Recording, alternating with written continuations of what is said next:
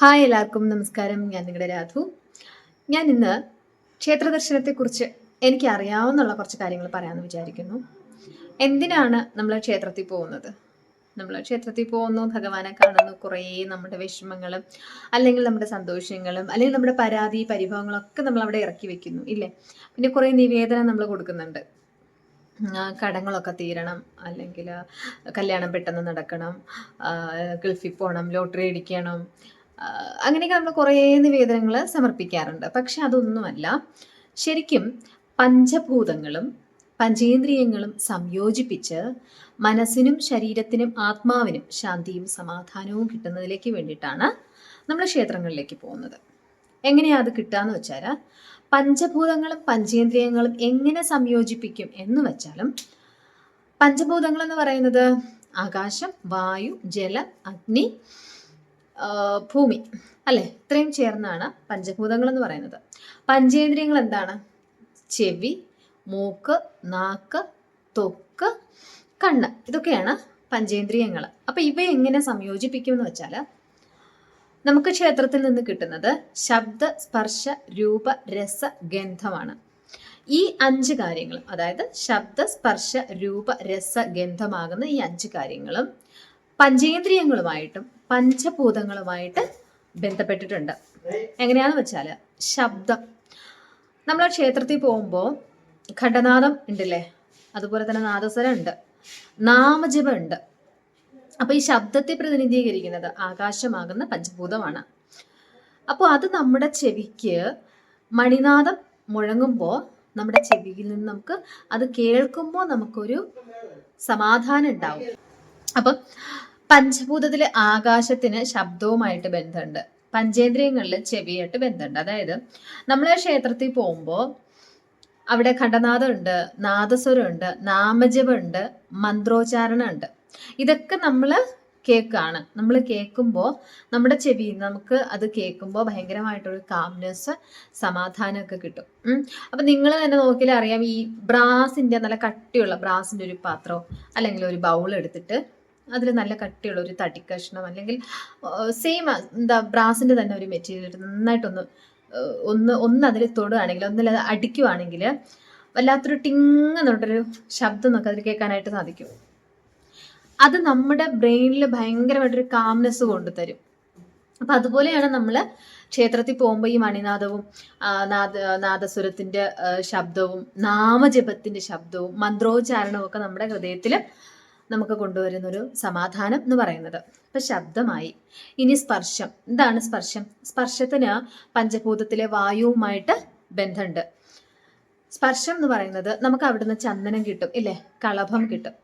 ആ കളഭം നമ്മൾ നെറ്റിയിൽ ചാർത്തുമ്പോൾ നമുക്കൊരു തണുപ്പ് അനുഭവപ്പെടുന്നുണ്ട്. അത് സ്പർശമാണ്. ആ സ്പർശത്തിൻ്റെ പഞ്ചേന്ദ്രിയം ഏതാന്ന് വെച്ചാൽ ത്വക്കാണ്. അതിന് പ്രതിനിധീകരിക്കുന്ന പഞ്ചഭൂതങ്ങളിൽ വായുവാണ് വരുന്നത്. ഓക്കെ, അപ്പം നമ്മൾ നെറ്റിയിൽ തൊടുമ്പോൾ നമുക്കൊരു സുഖമുണ്ട്. അപ്പം ആ ഒരു സുഖമാണ് എന്താണ്, രണ്ടാമത്തെ കാര്യം ക്ഷേത്രത്തിൽ നിന്ന് കിട്ടുന്നത്, ഒരു മനസമാധാനം അല്ലെങ്കിൽ ഒരു ആശ്വാസം കിട്ടുന്നത്. തേർഡ് വൺ എന്ന് പറയുന്നത് ശബ്ദസ്പർശ രൂപം. എന്താണ് രൂപം? രൂപം പ്രകാശത്തെ പ്രതിനിധീകരിക്കുന്ന അഗ്നിയാണ്. നമ്മൾ ക്ഷേത്രത്തിൽ പോകുമ്പോൾ ശ്രീകോവിലകത്ത് നോക്കുമ്പോൾ ദീപങ്ങൾ കത്തിച്ചിട്ടുണ്ടായിരിക്കും ഇല്ലേ, ദീപങ്ങൾ തെളിഞ്ഞിട്ടുണ്ടായിരിക്കും. അപ്പോൾ ആ രൂപത്തിലൂടെ, ആ അഗ്നിയുടെ പ്രകാശത്തിലൂടെയാണ് നമ്മൾ പ്രതിഷ്ഠയാകുന്ന ഭഗവാനെ അല്ലെങ്കിൽ ദേവിയോ ഒക്കെ കാണുന്നത്. അപ്പോൾ ആ പ്രകാശ എനർജി, ലൈറ്റ് എനർജിയാണ് നമ്മളിലേക്ക് വരുന്നത്, രൂപം. അപ്പോൾ ശബ്ദ സ്പർശ രൂപമായി. ഈ രൂപത്തിന്റെ പഞ്ചേന്ദ്രിയം എന്ന് പറയുന്നത് കണ്ണാണ്. അപ്പോൾ നമ്മൾ കണ്ണുകൊണ്ടാണത് കാണുന്നത്. അത് കാണുമ്പോൾ എന്താണ്, ശ്രീകോവിലില് ദീപങ്ങൾ തെളിയിച്ചിട്ടുണ്ട്, അതിൽ ഭഗവാനെ നമ്മൾ കാണുന്നുണ്ട്, അലങ്കാരങ്ങൾ കൊണ്ട് ചാർത്തിയ ഭഗവാനെ നമ്മൾ കാണുന്നുണ്ട്. അപ്പോൾ കണ്ണിലൂടെ നമുക്ക് കിട്ടുന്ന ഒരു എനർജി ഉണ്ട്, ലൈറ്റ് എനർജി ഉണ്ട്. അതിനെ പ്രതിനിധീകരിക്കുന്ന പഞ്ചഭൂതം ഏതാന്ന് വെച്ച് കഴിഞ്ഞാൽ അഗ്നി തന്നെയാണ്. അപ്പം രൂപം അവിടെ അതിൽ നിന്ന് കിട്ടാണ്, ശബ്ദ സ്പർശ രൂപ. അടുത്ത് രസം. എന്താണ് രസം? രസം എന്ന് പറഞ്ഞാൽ നമുക്ക് തീർത്ഥം കിട്ടും ഇല്ലേ, ക്ഷേത്രത്തിൽ നിന്ന് തീർത്ഥം കിട്ടും, പഞ്ചാമൃതം കിട്ടും, അതുപോലെ തന്നെ പ്രസാദമായിട്ട് പായസമൊക്കെ കിട്ടും. അതൊക്കെ നമ്മൾ കഴിക്കുന്നുണ്ട്. അപ്പോൾ അത് കഴിക്കുമ്പോൾ അതിൽ നിന്നൊരു എനർജി നമുക്ക് കിട്ടുന്നുണ്ട്, അല്ലെങ്കിൽ അതിൽ നിന്നൊരു സമാധാനവും സന്തോഷവും ഒക്കെ നമുക്ക് കിട്ടുന്നുണ്ട്.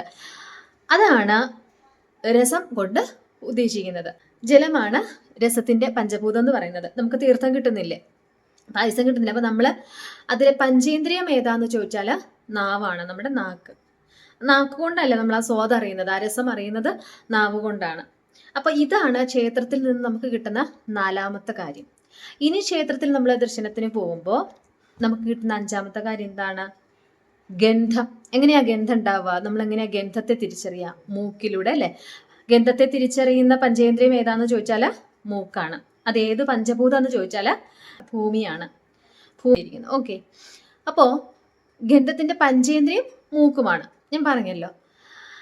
അതെങ്ങനെയാ നമുക്ക് അവിടുന്ന് ക്ഷേത്രത്തിൽ നിന്ന് ഗന്ധം കിട്ടാന്ന് ചോദിച്ചാൽ, ക്ഷേത്രത്തില് കുങ്കുമത്തിന്റെയും ധൂപത്തിന്റെയും പുഷ്പങ്ങളുടെ സുഗന്ധവും അതുപോലെ തന്നെ ഹോമമൊക്കെ ചെയ്തിട്ടുള്ള അഗർബത്തിയുടെ ഒക്കെ ഒരു സുഗന്ധമുണ്ട്, അല്ലേ? ഒരു ഗന്ധമുണ്ട് ക്ഷേത്രത്തിൽ. ആ ഗന്ധം നമ്മൾ മൂക്കുകൊണ്ട് നമ്മൾ സ്വീകരിക്കുകയാണ്, നമ്മൾ അറിയുകയാണ്. അപ്പം നമുക്ക് ഉണ്ടാകുന്ന ഒരു പോസിറ്റീവ് എനർജി ഉണ്ട്. അപ്പം ഈ 5 കാര്യങ്ങളും ക്ഷേത്രത്തിൽ നിന്നാണ് നമുക്ക് കിട്ടുന്നത്.